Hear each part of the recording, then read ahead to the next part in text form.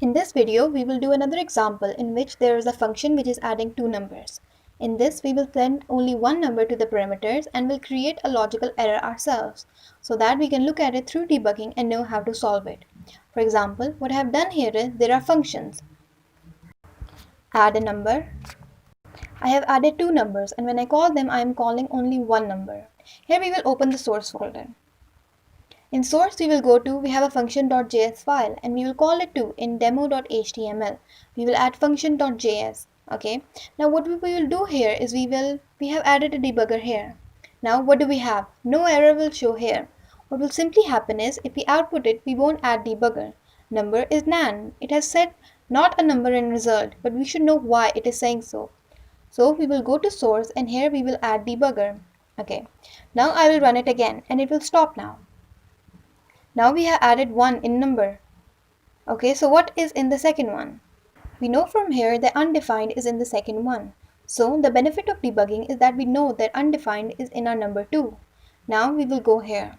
What is in const result? When 1 and undefined meet, what has been made? Not a number. Okay, so not a number is in result. So what do I have in result? Simple like this, and then this is result. So let console log it here also. If I go here and console log here, so it should be the same in console log. Console log and we will add result. Refresh it and then I will directly take it from here. My message is not a number. So if we have to correct it again, I will send another argument from here. So I've sent 9. Saved it. Let's check its debugging again. So what has happened is number 1. Now see here. This is done and at the same time it is telling us that in local, number 1 has 9 and number 2 has this, and there is no result in global.